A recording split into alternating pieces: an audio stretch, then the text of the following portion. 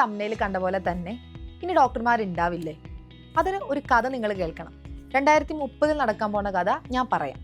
അതിനു മുമ്പായിട്ട് എനിക്ക് വേറെ കുറച്ച് കാര്യങ്ങൾ പറയാനുണ്ട്. ഒരാള് ഒരു ഡോക്ടർ ആവുക എന്നത് അയാളുടെ നിയോഗമാണോ, അതോ അയാളെ ആ പ്രൊഫഷനിലേക്ക് അടുപ്പിക്കുന്ന എന്തെങ്കിലുമൊക്കെ ഘടകങ്ങൾ അയാളുടെ ജീവിതത്തിൽ ഉള്ളത് കൊണ്ടാണോ? കൃത്യമായിട്ടുള്ള ചോദ്യങ്ങൾ ചോദിക്കാൻ പഠിക്കുക, അതിന് ഏറ്റവും കൃത്യമായിട്ടുള്ള ഉത്തരങ്ങളിലേക്ക് എത്തിപ്പെടാനുള്ള വാസന ഉണ്ടാവുക, അതാണ് സത്യത്തിൽ ഒരു ഡോക്ടർക്ക് വേണ്ടത്.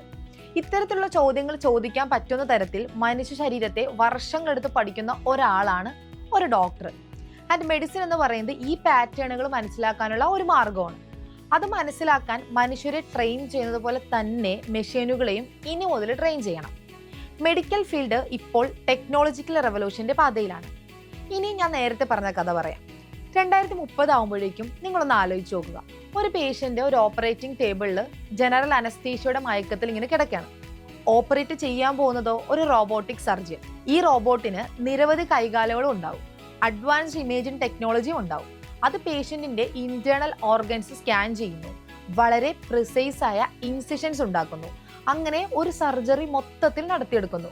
അതേസമയം ഇതെല്ലാം ഒരു ഹ്യൂമൻ സർജൻ ഒരു മേശയ്ക്ക് പിറകിലിരുന്ന് വളരെ ശ്രദ്ധയോടെ നോക്കിക്കാണുന്നുണ്ടാവും. ഇത്തരത്തിലായിരിക്കും സർജറിയുടെ രീതികൾ വരും കാലങ്ങളിൽ മാറാൻ പോകുന്നത്.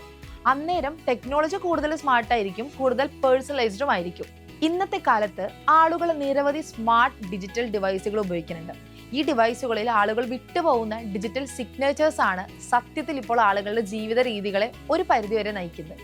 ഉദാഹരണത്തിന്, ഒരു ഫിറ്റ്നസ് ട്രാക്കറിന് ഒരാളുടെ ഫിസിക്കൽ ആക്ടിവിറ്റിയെയും ഹെൽത്തിനെയും കുറിച്ചുള്ള ഡാറ്റകൾ എളുപ്പത്തിൽ ശേഖരിക്കാൻ സാധിക്കും. അതേ ഡാറ്റകളുടെ സഹായത്തോടെ അയാൾക്ക് വേണ്ട പേഴ്സണലൈസ്ഡ് ഹെൽത്ത് റൊട്ടീൻസും ഡയറ്റ് പ്ലാൻസും ഒക്കെ നിർദ്ദേശിക്കാനും സാധിക്കും. 2030 ആകുമ്പോഴേക്കും 90% മെഡിക്കൽ കൺസൾട്ടേഷൻ നടക്കുന്നത് ഒരു കമ്പ്യൂട്ടറിന്റെ സഹായത്തോടെ ആയിരിക്കും. ഇതൊരു ഡിസ്റ്റന്റ് ഫ്യൂച്ചർ ആയിട്ട് നമുക്ക് ഇപ്പോൾ തോന്നുമെങ്കിലും യഥാർത്ഥത്തിൽ ഇത് ഇപ്പോൾ സംഭവിച്ചുകൊണ്ടിരിക്കുന്ന ഒരു മാറ്റം തന്നെയാണ്. അതുപോലെ തന്നെ UK AI ചാറ്റ് ബോട്ട്സ് ഡോക്ടർമാരെ അസിസ്റ്റ് ചെയ്ത് തുടങ്ങിയിരിക്കുന്നു. ബേസിക് കൺസൾട്ടേഷനും റെക്കമെൻഡേഷനും ഒക്കെ രോഗികൾക്ക് പ്രൊവൈഡ് ചെയ്യുന്നതിലൂടെ ഈ ചാറ്റ് ബോട്ടുകൾ ഒരുപാട് സമയവും സേവ് ചെയ്യുന്നുണ്ട്.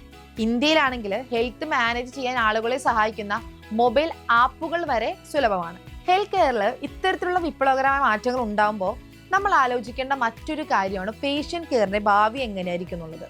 ഒരു ഡോക്ടർ പേഷ്യന്റ് റിലേഷൻഷിപ്പ് എന്ന് പറഞ്ഞാൽ വളരെ പ്യുവറായിട്ട് കാണപ്പെടുന്ന ഒരു റിലേഷൻഷിപ്പ് തന്നെയാണ്.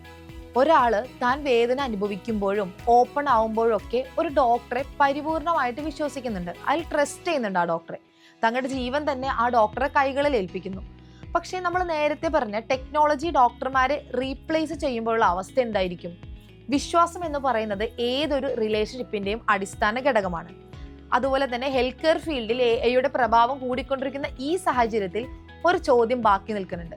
ആളുകൾ ആരെയായിരിക്കും കൂടുതൽ വിശ്വസിക്കുക? അവരെ ചികിത്സിക്കുന്ന മിഷേനെ ആയിരിക്കുമോ, അതോ അതുണ്ടാക്കിയ അതിന്റെ മാനുഫാക്ചറിനെയോ? എന്തായാലും ഹെൽത്ത് കെയറിന്റെ ഇനി അങ്ങോട്ടുള്ള ഭാവി കെട്ടുറപ്പുള്ളതും തന്നെയാണ്. ടെക്നോളജി, മെഡിസിൻ, ബയോളജി എന്നീ 3 ഘടകങ്ങളെ സമന്വയിപ്പിച്ചുകൊണ്ടുള്ള അതിന്റെ ഈ അതിശയകരമാം വിധമുള്ള മുന്നേറ്റം തുടർന്നുകൊണ്ടേയിരിക്കും. അക്കാര്യങ്ങളിൽ ഒന്നും യാതൊരു സംശയമില്ല. പക്ഷേ അതിനിടയിൽ നമ്മൾ മറക്കാൻ പാടില്ലാത്തൊരു കാര്യം എന്തെന്നാൽ, ഈ പറയുന്ന ഡോക്ടർ കമ്പ്യൂട്ടർ പേഷ്യന്റ് റിലേഷൻഷിപ്പിൽ എവിടെയും നിലനിൽക്കുന്ന ഹ്യൂമൻ എലമെന്റ് എന്ന സംഗതി ഒരിക്കലും നഷ്ടപ്പെടുത്തിക്കൂടാ എന്നതാണ്. ഇന്റലിജൻസിനൊപ്പം തന്നെ ഇമോഷണൽ ഇന്റലിജൻസിനും ബാലൻസ് ചെയ്യാൻ സാധിക്കുന്ന തരത്തിലുള്ള ടെക്നോളജികൾ ഡിസൈൻ ചെയ്യപ്പെടേണ്ടത് അതുകൊണ്ട് തന്നെ വളരെ പ്രധാനവുമാണ്.